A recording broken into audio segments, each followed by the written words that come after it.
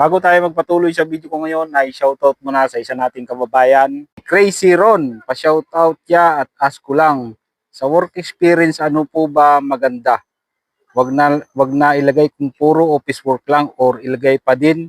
Wala po kasing COE yung mga pahinanti ko na experience. Kung sa bagay niyan ay kung may work experience naman kayo ay pwede nyong ilagay yan.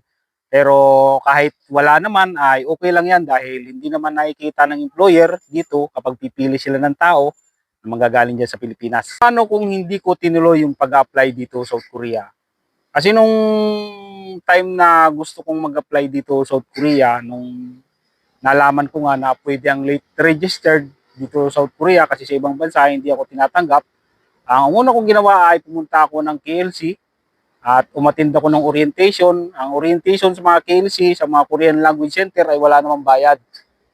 At doon nga ay nalaman ko ang totoong proseso ng pag-apply dito sa South Korea. At nalaman ko doon na kahit naipasa mo ng EPS topic exam, naipasa mo ng Ishihara test, skill test, medical at nagkaroon ka ng approval at nandun na yung pangalan mo sa pamimilian para magka-employer, ang sinasabi nila sa amin ay wala pa ring kasiguraduhan. Walang kasiguraduhan, lalong-lalo na sa mga babae, kahit naipasa nyo na lahat yan ay walang kasiguraduhan. Pero ito yung masasabi ko pagdating sa mga lalaki. Malaki talaga ang tsansa ng mga lalaki. Nasa 1% lang sa mga lalaki ang hindi nagkaka-employer. Alam niyo kung bakit? Dahil halos lahat ng trabaho dito sa South Korea ay puro pang lalaki. Pero hindi ko sinasabi na ang mga babae ay hindi nakakaalis ha. Marami akong kakilalang mga babae na nakaalis.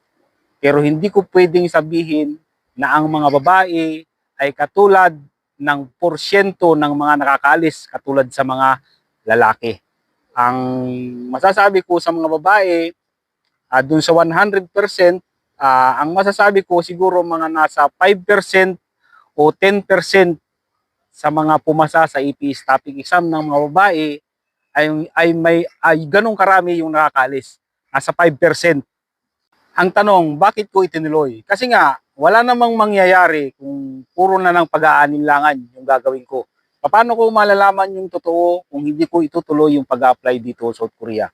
Kasi i-share ko na rin sa inyo yung buhay ko dati nung bago pa lang ako makapunta dito sa South Korea, yung buhay ko noon nung nag-uumpisa pa lang ako mag-aral ng Korean language or yung bago ko pa lang umpisahan yung pag-aaral ko ng Korean language ay talagang hirap na hirap ako sa buhay kasi walang trabaho ang asawa ko.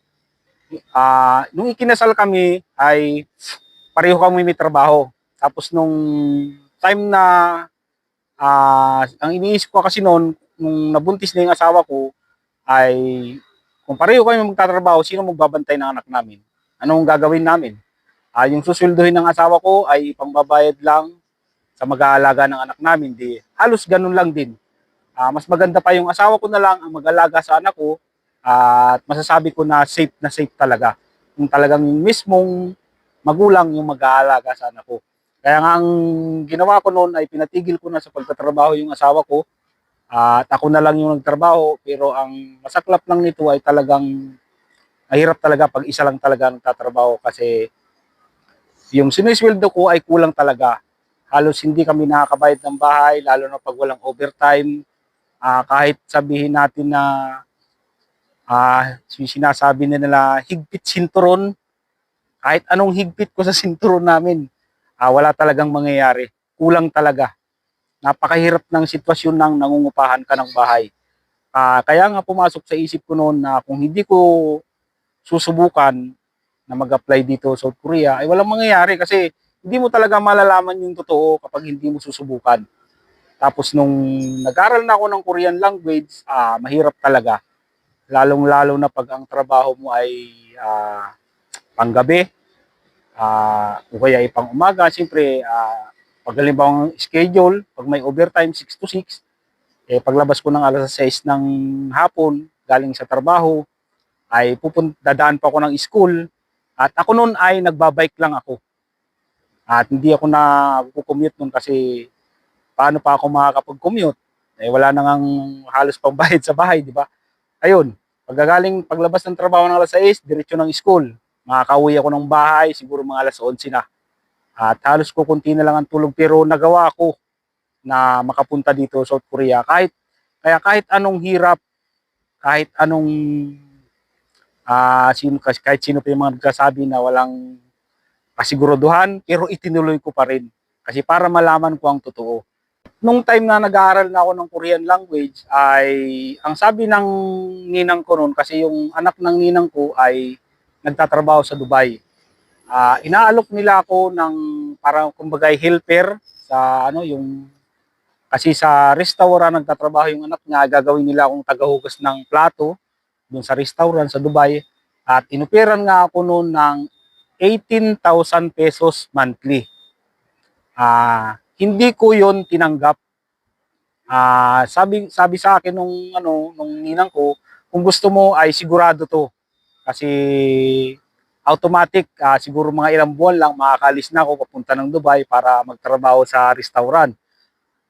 Iniisip ko noon, yung 18,000 pesos na yun ay halos kukunti lang ang diferensya ng sinisweldo ko sa Pilipinas. Kaya ang sabi ko noon ay hindi ko itutuloy, hindi ko tatanggapin yung offer ng ninang ko para magtrabaho sa Dubai. Bakit ko hindi tinanggap? Dahil halos pareho lang naman ang sweldo kung ikukumpara ko sa Pilipinas, yung 18,000 pesos na binibigay sa akin. Bakit pa ako lalayo ng pamilya ko kung pareho lang din naman yung sinisweldo ko sa ibang bansa at sa Pilipinas? Kaya nga ito yung naging desisyon ko, talagang pinursigi ko talaga na makapunta dito sa South Korea. No? Pinursigi ko talaga na makapasa sa APS topic exam at para magkaroon ng tsansa na makapagtrabaho dito sa South Korea. Ang iniisip ko noon, kapag nakapunta na ako ng South Korea, doon sa mga nag-a-apply pa lang dito, no, na mga nagdadalawang isip, nasa inyo pa rin namang desisyon kung tutuloy nyo. Ang number one na iisipin ninyo ay para doon sa mga nawalan na ng gana, nawalan ganang mag-aral, kasi nga marami silang nababalitaan na hindi mga nakakaalis, hindi nagkaka-employer. Pero ito yung tatandaan ninyo, ito yung itatak ninyo sa utak ninyo, na kapag nandito na kayo sa South Korea, ay makakaahon na kayo sa dati ninyong buhay na isang kahig, isang tuka. Katulad ko dati noon na halos hindi na ako nag-aalmusal. Yung karanasan ko ay ito yung magiging inspirasyon ninyo na talaga namang malaki yung pinagbago ng buhay ko ngayon. Wala man akong sasakyan, wala man akong motor, pero nakapagpundar ako ng sariling lupa't bahay, meron pa rin akong nabiling lupa, at yun yung pinag-iipunan ko ngayon, at meron na rin akong naipon para sa pag-aaral ng dalawang anak ko. May mga sarili-sarili kaming bank account sa Pilipinas, at hindi ko na lang siyempre pwedeng sabihin kung magkano laman ng mga yun. At ngayon ay doon ako nagpo-focus naman sa MP2 sa pag-ibig, at medyo malaki-laki na rin yung naiipon ko ron. At ang pinag-iipunan ko nga ngayon ay ang pinaghahandaan ko ngayon, kasi ang natitira ko na lang contract dito ay siguro nasa 3 years na lang ako dito sa South Korea, at ang pinagpupukusan ko nga ng attention ngayon ay dun sa nabili kong lupa na medyo malaki din sa Cavite, nasa 200 square meter, at yun ay papatayuan ko ng paupahan. Yun yung pinag-iipunan ko ngayon. Yung pag-uwi ko ng Pilipinas sa 2028, sana ay ma-renew pa ng contract, pero sigurado naman yun, i-renew naman ako ng contract pagkatapos ko ng 3 years dito. Matik yun, i-renew ako ng boss ko ng contract ng 1 year and 10 months. Kaya medyo malaki pa yung 3 years pa yung natitira kong kontrata dito. At sigurado yun talaga yung plano ko. Magpapagawa ako ng paupahan. Yun. Pagkatapos nun, kung sakaling may matira pa sa pera ko na may uuwi, kasi sa totoo lang mga kabayan, benefits pa lang dito sa South Korea ay palong-palo na.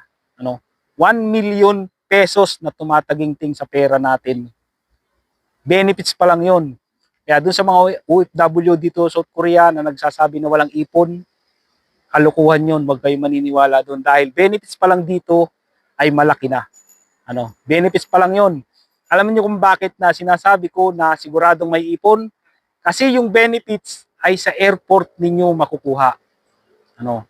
Bago kayo mag-flight sa Pilipinas, bago kayo mag-exit dito sa South Korea, doon sa Incheon Airport makukuha yung ibang benefits. Tapos yung ibang benefits ay ibibigay ng company bago kayo umalis sa company papunta ng airport. Kaya siguradong may pera na may uuwi ang isang OFW na EPS factory worker dito sa South Korea pagkatapos ng kontrata. Sitwasyon ko ngayon, kung hindi ko sinubukan, ano na kaya ang nangyari sa buhay ko? Kung hindi ko tinuloy yung pag-apply dito sa South Korea, ano na yung nangyari sa buhay ko nung nandun ako sa Pilipinas? Malamang ay baon na talaga ako sa utang. At wala man lang akong maiipon para sa pag-aaral ng anak ko. At habang buhay akong nangungupahan, wala akong maipundar. Ang nangyari siguro sa akin ay puro utang na